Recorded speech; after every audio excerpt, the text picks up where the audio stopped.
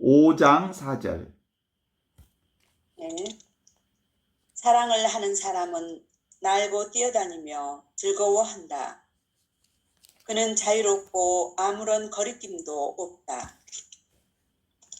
그는 모든 것을 이해하여 모든 것을 내주고 모든 일에서 모든 것을 얻는데 이는 그가 모든 것을 초월하여 모든 선이 흘러나오는 지존하신 분한테만 머물기 때문이다.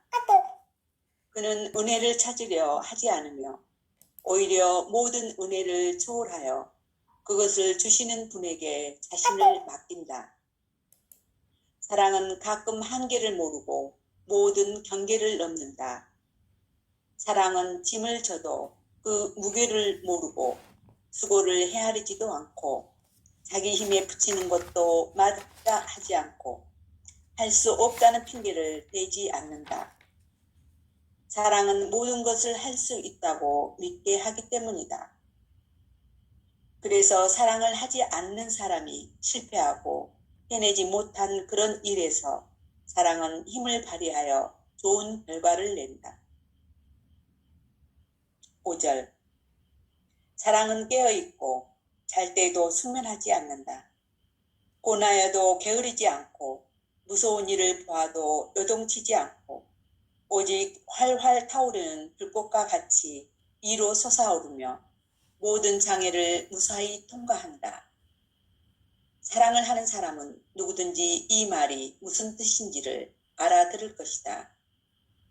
영혼의 뜨거운 사랑은 하느님 귀에 크게 소리치는 것으로 들린다. 이 소리는 하느님께 저의 주님, 저의 사랑, 당신은 저의 전부이시며 저는 완전히 당신의 것이라고 소리친다. 네. 5장 4절 5절은 계속해서 하느님의 속성으로서의 사랑을 계속 표현하고 있죠. 우리가 하느님을 만나는 유일한 방법은 인간은 생각으로는 하느님을 만나 배울 수 없다. 하느님은 오직 사랑으로만 만나 배울 수 있다. 이 전제 조건 속에서 사랑으로만 만나 배울 수 있다고 말할 수밖에 없는 것은 사랑은 곧 삶이죠. 삶을 얘기하는 것이죠. 삶이 곧 사랑이고요. 삶이 곧 진리이고 진리이신 하느님은 구체적 삶을 통해서 만날 수 있다라고 하는 것을 전제하는 것이잖아요. 그래서 이렇게 구체적 삶을 사랑하는 사람은 날고 뛰어다니며 즐거워한다. 이렇게 시작을 하는데 하느님의 사랑을 하는 사람은 날고 뛰고 즐거워한다. 이렇게 정리할 수 있는데 이걸 한마디로 얘기하면 뭐예요? 사랑하는 사람은 거침없다. 뒤집어서 얘기하면 대자유, 어디에도 걸림이 없는 대자유를 사는 사람이다. 이게 사랑하는 사람의 특징이지요. 이제 그렇게 해서 그 하느님의 사랑을 사는 사람의 핵심을 이제 설명하는데 그는 자유롭고 아무런 꺼리낌이 없어서 그는 모든 것을 위해 모든 것을 내어주고 이 얘기가 이제 사랑의 특징을 얘기하잖아요. 모든 것을 위해서 모든 것을 내어준다는 말은 자신이 없는 거예요. I am nothing. 나를 내세우지 않고서 모든 것을 내어줌으로써 모든 것이 다 하느님의 사랑 안에 드러나는 거잖아요. 그래서 everything. God is everything. 하느님만이 모든 것이 되어주는 거죠. 그는 왜 그렇게 할 수 있을까? 뒤에 부분을 얘기하는데 그건 지금 바로 이것, 지금 바로 여기, 지금 바로 이것, 현존을 살기 때문에 그게 가능한 거예요. 이것에 대한 설명을 이제 부원에서 하느님의 사랑을 사는 사람은 은혜를 찾으려 하지 않으며 오히려 모든 은혜를 초월하여 그 은혜를 주시는 분께 자신을 맡긴다. 자신의 삶 자체가 은혜인데 특별히 은혜를 찾을 이유가 없지. 삶 자체가 은혜인데. 그래서 사랑은 가끔 한계를 모른다 이 말은 모든 경계를 뛰어넘는 거죠. 한량 없는 사랑, 경계 없는 사랑. 그렇죠. 그게 이제 하느님 사랑의 특징이잖아요. 하느님의 사랑을 하는 사람들은 구체적인 경계를 뛰어넘는다.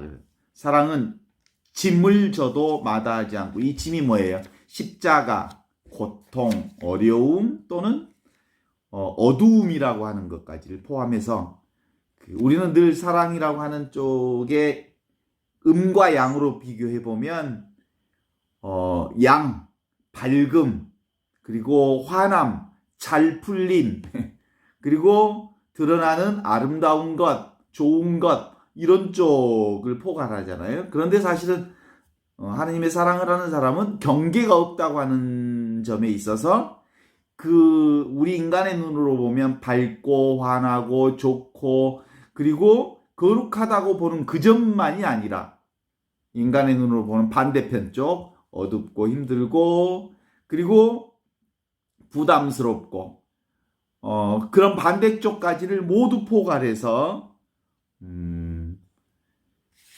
사랑하는 사람이죠. 그래서 어떤 일도 마다하지 않고 할 수 없다는 핑계를 대지 않는다. 이렇게.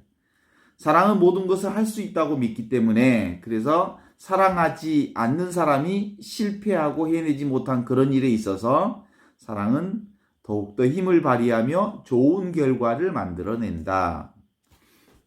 5절에 들어가면 사랑은 깨어있고 잘 때도 숙면하지 않는다. 바로 이 하느님의 사랑이라고 하는 것 변함없지요. 그 깨어있다는 얘기는 늘 잘 때도 숙면하지 않는다 이 말은 인간이 의식이 없는 상태에서도 지금 바로 이것 현존하는 하느님의 사랑은 늘 우리와 함께 있는 거죠. 고난에도 게으르지 않고 무서운 일을 보아도 요동치지 않고 오직 활활 타오르는 불꽃같이 위로 솟아오르며 모든 장애를 무사히 통과한다. 사랑하는 사람은 누구든지 이 말이 무슨 뜻인지 안다. 영혼의 뜨거운 사람은 하느님 귀에 크게 소리치는 것으로 들린다. 이 소리는 하느님께서 이렇게 말하는 것처럼 들리는 거죠. 저의 주님, 저의 사랑, 당신은 저의 전부이며 저는 당신의 것이라고 소리친다. 우리도 이런 고백할 수 있으면 좋겠죠? 저의 주님, 저의 사랑, 당신은 저의 전부이며 저는 당신의 것이 모든 것이 당신의 것입니다. 이게 바로 그리스도인들이 현존을 사는 그리스도인들이 고백해야 할 하느님 사랑이다라고 볼 수 있죠. 천상적인 하느님의 사랑. 우리가 하느님의 사랑을 표현할 때 그렇잖아요. 그래서 늘 있는 그대로의 그것이 하느님의 사랑이니까 우리가 세상과 나는 둘이 아니고 하나다. 제가 이렇게 보면 이게 예쁜 꽃이 있죠? 이 꽃이 저하고 둘이 아니죠. 여러분이 이 꽃을 보면 여러분과 둘이 아니죠. 보는 자와 보여지는 꽃은 늘 동시에 나타나거든요. 그래서 보여지는과 보여지는 대상이 둘이 아니다 하나라고 하는 이 관점이 현존의 관점이란 말이에요. 그런 점에서 현존은 곧 내게 모든 것들이 음이 지어져서 내 안에 들어오는 것이죠. 이제 이런 얘기를 시작하면서 김춘수 시인의 꽃이라는 시가 생각이 나는데 기억나시죠? 내가 그의 이름을 불러주기 전에는 그는 단지 하나의 몸짓을 지나지 않았다. 내가 그의 이름을 불러주었을 때 그는 내게로 와서 꽃이 되었다. 내가 그의 이름을 불러준 것처럼 나의 이 빛깔과 향기에 알맞는 누가 내 이름을 불러다오. 그에게로 가서 나도 그의 꽃이 되고 싶다. 우리들은 모두 무엇이 되고 싶다. 나는 너에게, 너는 나에게 잊혀지지 않는 하나의 의미가 되고 싶다. 이 시는 들을수록 원래는 무슨 연인의 사랑을 얘기하는 것처럼 얘기하지만 이 시는 인간 존재의 본질을 시적인 언어로 형상화시켜낸 아주 훌륭한 작품이 아닌가 싶어요. 하나의 몸짓에 불과했던 의미 없는 것이 서로 상호작용을 통해서 의미 있는 것이 되는, 또 존재의 가치를 확인할 수 있다는 진리를 형상적으로 표현하는 시 같아요. 이 꽃 어때요? 모르는 사람이 이제 눈길을 주면서 그 꽃이 내게로 와서 그 사람의 의미가 되어지는 거죠. 이 꽃도 어느 순간에 낙화해요. 떨어져요. 변화돼요. 상황이 떨어지죠. 사실은 그제 그 집에 담 옆에 길고양이들이 많이 있으니까 집안에 지금 한 손가락으로 세보니까 7마리에서 10마리가 주변에 계속 돌아다니고 있어요. 그리고 너무 가까이 있어요. 이웃집에. 근데 담 밑에 무슨 소리가 들렸어요. 그래서 이렇게 가까이 가봤더니 무슨 새 새끼가 담 밑에 떨어져 있는 것처럼 찍찍거리는 소리가 나서 가까이 들여다봤는데 손으로 이렇게 받쳐보니까 고양이 새끼인 거예요. 갓난 거예요. 갓났어요. 갓난 새끼인데 그래서 계속 울고 있길래 집에 가져다 놨더니 왔던 남동생이랑 재수 씨랑 전에도 고양이를 집에서 키우니까 막 냄새도 나고 여러 가지로 걱정인데 그거 안 된다고. 그래서 이제 다시 그 자리에 갖다 놨어요. 그러면 이제 그 어미가 다시 물어 갈 거라고 생각을 했는데 안 가지고 가요. 그래서 또 데리고 왔어. 그리고 이제 동생들 다 집에 떠나고 저만 혼자 있을 때 다시 그걸 가져다가 우유도 먹이고 그러면서 밤에 집에서 좀 우유도 먹이고 다음 살아날까 했는데 아침에 죽었어요. 그래서 제가 묻어주고 왔는데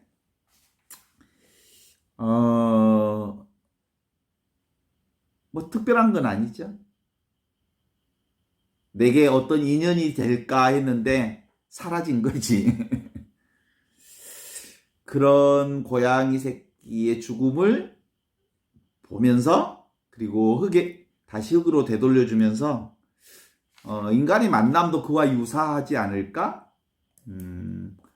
꽃처럼 이렇게 화려하게 피었다가 사라지고 떨어지고 이러는 거지. 그래서 인연 따라 왔다 가는구나 이런 생각을 했어요. 그 고양이를 처음 봤을 때는 무슨 생각을 했냐면 이 친구랑 인연이 잘 되면 길고양이도 집에서 계속 크면 집고양이가 되니까 나랑 같이 인연을 맺었으면 좋겠다라는 생각이 들었는데 생각대로 그게 잘 안 됐어요.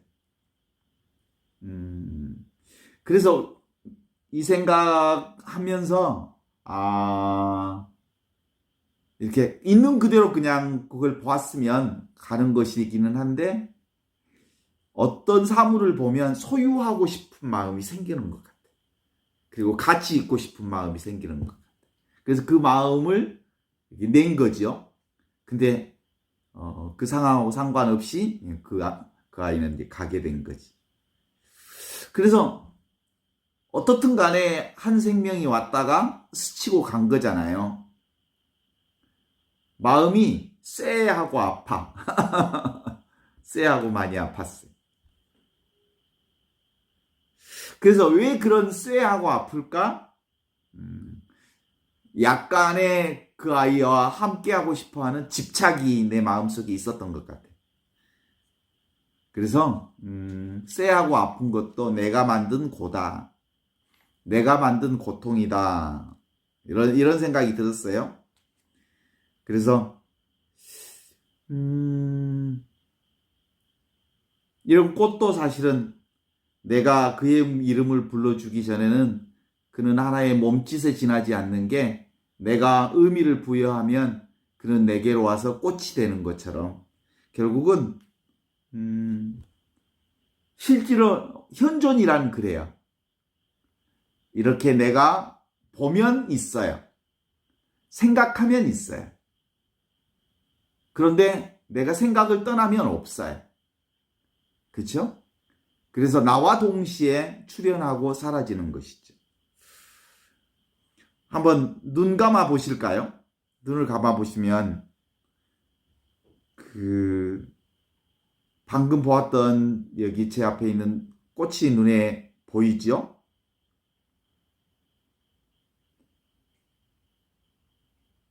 눈을 한번 떠봐요. 그리고 이 꽃을 다시 한번 봐봐요. 이 꽃 이름이 뭔지 아세요? 꽃기린이라고 그래요. 꽃기린.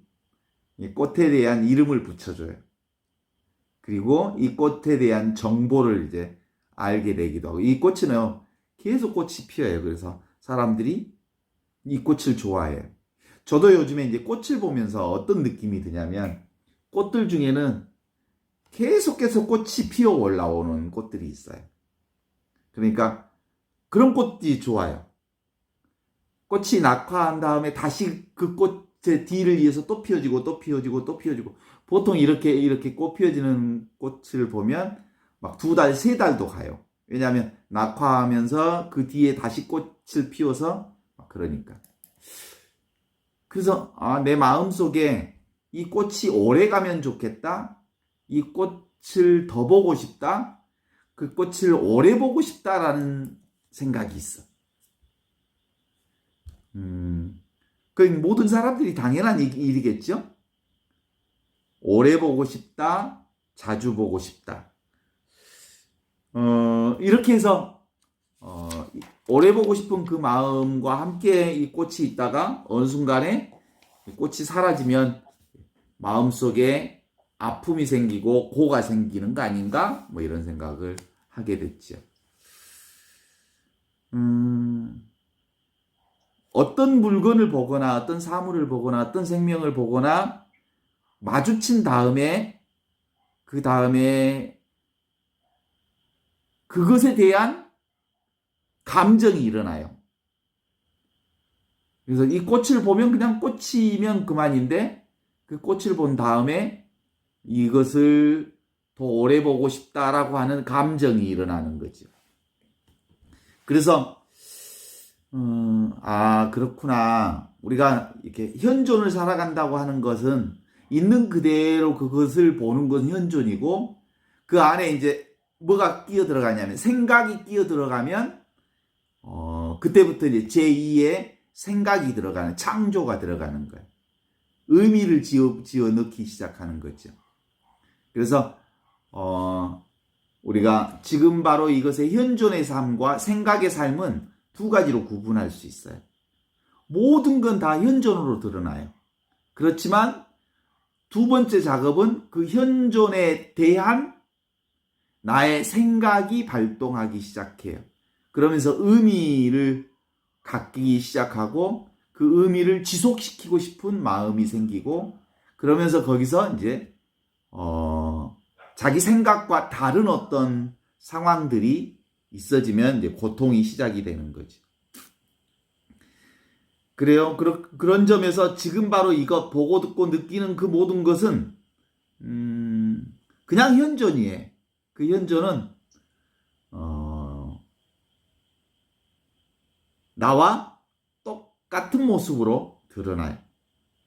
그래서 현존이라고 하는 생각을 늘 할 때는 실제로 이 모양이 아니고 이것을 보는 그것. 지금 여기, 지금 이것. 그러니까 과거의 경험으로 생각해서 보는 게 아니고 지금 이것이 전부라는 거예요. 그런데 여기에 이제 생각이 끼어들어가면 과거에 내가 이 꽃을 봤는데 라부터 생각해서 이 꽃을 더 오래 키우고 싶은데 또 이 꽃을 지속적으로 뭐 어디에 옮기고 싶은데 라고 하는 내 감정이 들어가기 시작하는 거지. 그래서 현존이라고 하는 것은 그냥 어느 단계까지를 우리가 현존으로 보면 되냐면 그냥 나타나는 그것을 보는 이것. 그러니까 이 모양에 빠지지 않고 지금 있는 그대로의 그것뿐. 이게 이제 현존이죠. 그래서 아주 사소한 것에서 이 꽃이 살아있음을 만나는 것들이 의미 있음을 볼 수 있게 만드는 것은 결국은 하느님이 계시기 때문에 살아있음이 있기 때문에 이걸 보는 거잖아요. 그래서 보는 것 자체가 사랑이죠. 그래서 우리가 이제 현존을 산다고 하는 것은 바로 사랑 자리에 있다고 하는 것이어서 이 사랑 자리를 차지하는 것. 그건 그 안에 이 현존의 사랑 자리는 생겨난 것도 아니고요. 사라지는 것도 아니에요. 이건 나도 아니에요. 이 몸뚱아리인 나도 아니에요. 늘 나와 함께 있는 이거지요. 그래서 그걸 가져서 뭐라고들 얘기하냐면 뭐라고 해요? 텅 비어 있지만 충만하게 살아있는 그것. 그것이 나예요, 나. 이 몸뚱아리 소아로서의 내가 아니라 대아로서의 내가 늘 함께 있는 거지. 이게 바로 사랑이라는 거죠. 그게 바로 사랑 자리죠. 그 다음에 이제 이 사랑 자리에서 뭘 생각, 감정, 오감이 발동하면서 이제 창조가 이루어져요. 의미가 이루어지기 시작하죠. 맨 처음에 꽃은 꽃이 아니다. 꽃은 이름일 뿐이다. 그런데 그 꽃이 뭐예요? 있는 그대로 하느님의 현존, 없이 계시는 하느님을 드러내는 하느님의 현존일 뿐이죠. 나는 누구예요? 나는 민석이가 아니다. 민석이는 있는 그대로 하느님의 현존이다. 이렇게 보는 거예요. 자기를 이렇게 늘 얘기할 때도 마찬가지예요. 나는 내가 아니다. 나는 하느님의 현존이다. 내가 이 몸을 나라고 집착하면 그건 이미 그것이 아닌 거예요. 실제로는 있는 그대로 하느님의 현존을 드러내는 그거죠. 그 다음에 이 현존 다음에 이제 생각이 들어가기 시작하면 여기서 뭐가 들어가요? 궁시렁거리기 시작하죠. 수많은 궁시렁거리는 생각이 떠오르기 시작해. 이 궁시렁거리는 것들이 속을 시끄럽게 해. 우리 인간은 무엇을 보는 순간 속에서 궁시렁거림이 일어나지요? 생각이 일어난다 이 말이에요. 이게 생각은 언어란 말이에요. 그 언어는 늘 어떤 것들을 이렇게 과거와 경험지어서 그리고 과거의 어떤 생각과 경험지어서 자기 나름대로의 생각들을 만들어내는데 그것은 현존과는 달라요. 현존은 있는 그대로의 그거지만 생각은 현존과 아주 다른 방식이에요. 그래서 생각은 언어일 뿐이지, 이름일 뿐이지, 그것이 나는 아니에요. 진짜로 나는 뭐예요? 현존일 뿐이에요. 그래서 옛날 얘기를 자주 하잖아요. 어른들 만나면 옛날 얘기 나이 드신 어르신들도 80, 70, 80, 90 먹은 노인들도 옛날 당신 잘 나가던 처녀정 얘기하면 눈이 번쩍 뜨여가지고 과거 얘기 엄청 아주 신나게 얘기해요. 그렇죠? 이팔 청춘의 눈빛으로 바뀌어요. 그러니까 실제로는 과거를 얘기하는 게 아니고 지금 과거를 끌어들이니까 눈빛이 밝아진 거예요. 과거로 들어간 게 아니에요, 사실은. 그래서 어르신들도 과거에 아름다웠던 얘기, 그리고 과거에 즐거웠던 얘기, 과거에 행복했던 얘기, 이렇게 과거 얘기를 하면 과거가 현재로 싹 들어오면서 눈빛이 환해지고 밝아지면서 과거가 현재화되면서 과거를 현재화시키면서 좋아지는 거예요. 그래서 과거 얘기를 하실 수 있도록 옆에서 들어주는 일은 젊은 사람들이 어른들을 되살려주는 아주 좋은 일 중에 하나이기도 해요. 그래요. 그렇다고 해서 과거가 있는 것, 과거를 말한다고 해서 과거를 사는 게 아니에요. 과거의 얘기를 현재화시켜서 즐겁게 과거를 가지고 현재를 요리하고 있다. 이렇게 보면 되는 거죠. 지금 우리가 서로 다른 지역에 있잖아요. 저는 나주에 있고, 여러분들은 광주에 있고, 서울에 있고, 김포에 있고, 이렇게 서로 지역은 다르지만, 우리는 지금 어디에 현존해 있어요? 지금 바로 여기에 현존해 있잖아요. 여기에 있는 거죠. 그죠? 여기서 이 현존의 그 중광의를 함께 공유하고 있을 뿐이죠. 예수님도 지금 떠오르면 예수님을 떠오르는 순간 예수님이 우리 가운데 현존하게 되는 거죠. 지금 예수님 우리 가운데 계시죠? 예수님은 실제로 현존의 방식으로만 우리 가운데 계셔요. 또 실제로 돌아가신 우리 어머니도 지금 현존의 방식으로 저와 함께 계시거든요. 그래서 지금 이 현존이라고 하는 게 뭐냐면 사랑이라고 하는 걸 얘기하는 거예요. 하느님이 존재하는 방식이 현존의 방식인데 이 현존의 방식이 다른 말로 얘기하면 사랑이라고 하는 방식으로 하느님은 늘 존재하게 되는 거죠. 그래서 이 사랑이 아니고서는 하느님을 만나 배울 수 없다. 하느님은 도대체 생각으로서는 접근할 수도 없고 이해할 수도 없고 알아들을 수도 없고 만날 수도 없는 존재이다. 따라서 하느님을 만나는 유일한 방법은 사랑이고 현존이다라고 하는 거죠. 그래요. 예수님의 구원 사건, 예수님의 구원도 십자가에서 해방의 은총, 구원의 은총을 우리에게 주셨는데 지금 바로 이것을 가장 잘 알게 해주시는 그게 이제 십자가 사건이어서 십자가를 통해서 현존을 우리에게 잘 드러내 주셨거든요. 그러니까 우리가 현존의 상황을 가장 잘 아는 유일한 방법 중에 하나는 십자가예요. 왜냐하면 십자가는 아프잖아요. 힘들잖아요. 힘들 때 우리는 시선이 늘 어디에 가 있냐면 지금 여기에 있게 되거든요. 되게 아프고 힘들고 고통스러우면 딴 생각이 안 들어요. 오직 지금 바로 여기 이 순간에 머물게 되지요.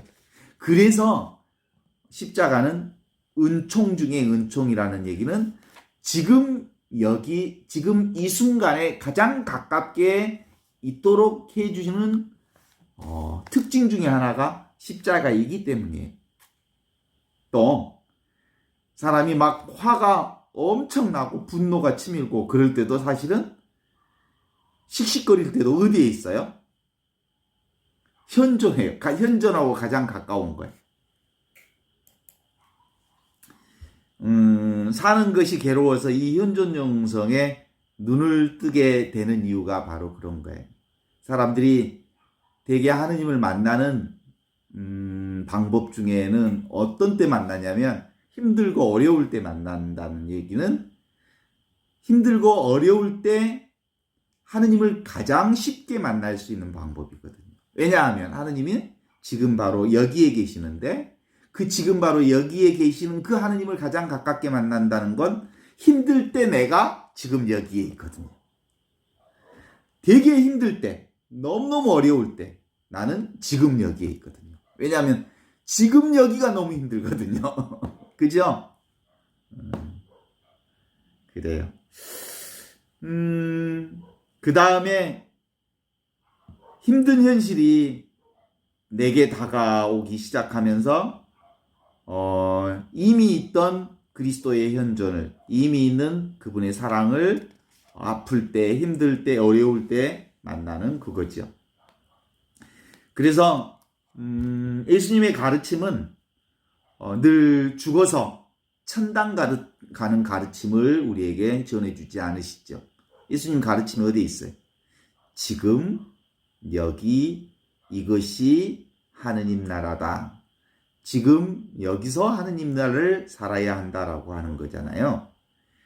그래서 지금 아무 걸림이 없느냐라고 물어볼 때 사랑하는 사람은, 대자유를 사는 사람은 아까 뭐라 그랬어요?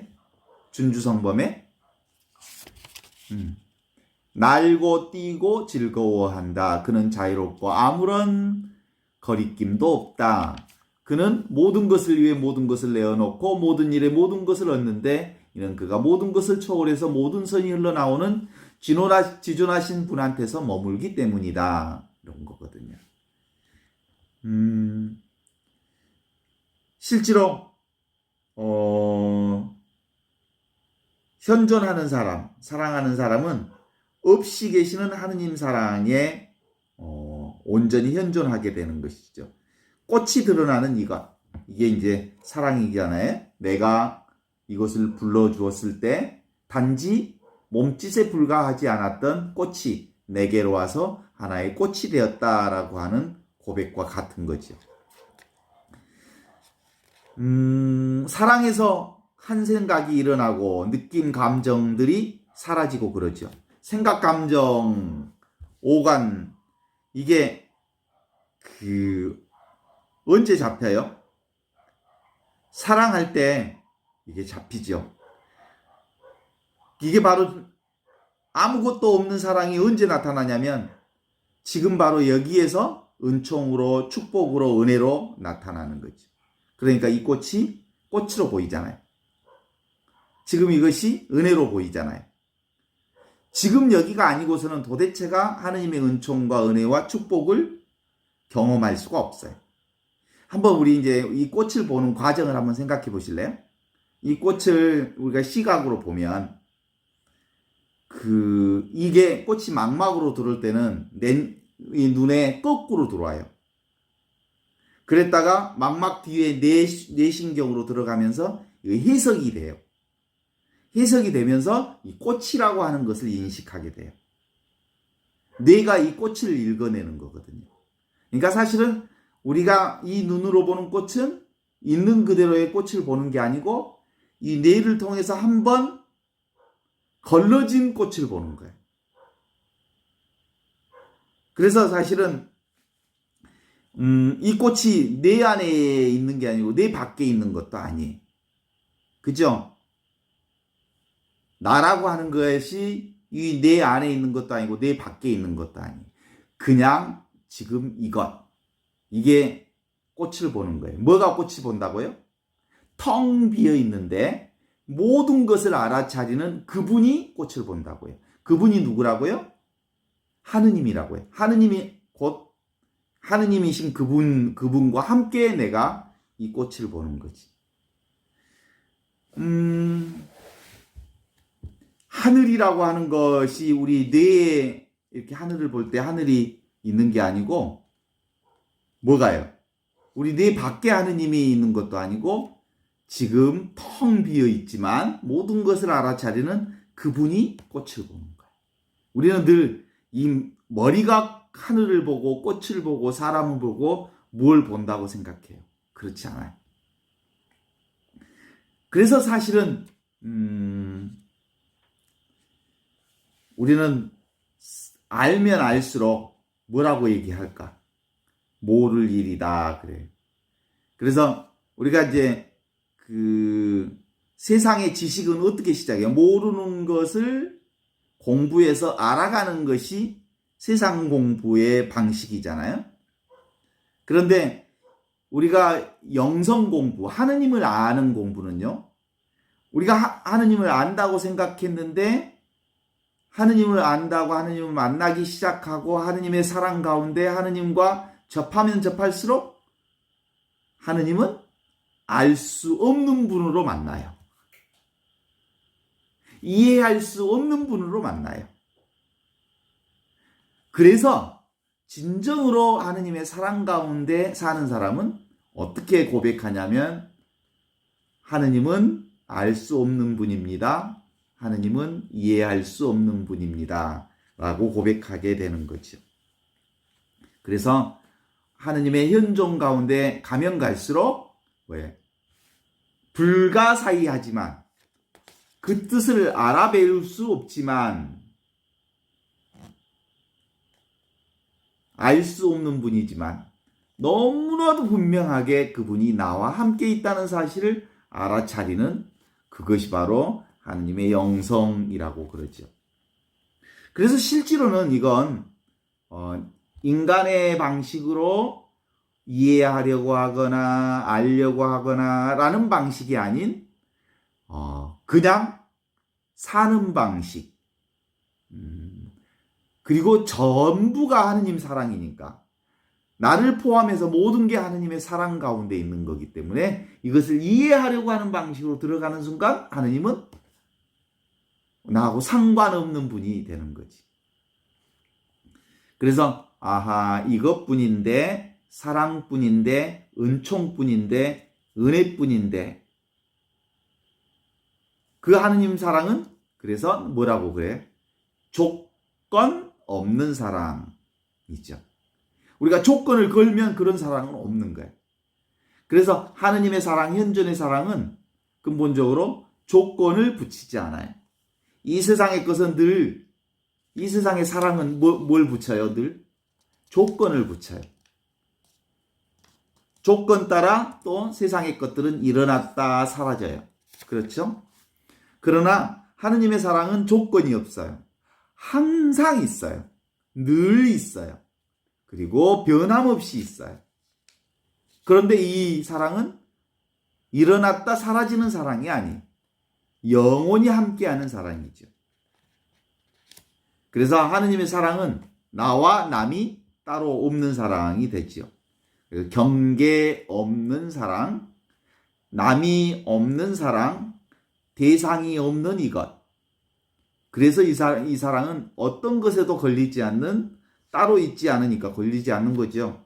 나도 따로 없고 세상도 따로 없고 온통 사랑만 있는 것이기 때문에 어디에도 걸리지 않는 이 사랑이 실제로 모든 것을 만들어내고 모든 것을 포용하고 모든 것을 살려내고 모든 것을 만들어내지요. 창조해내지요.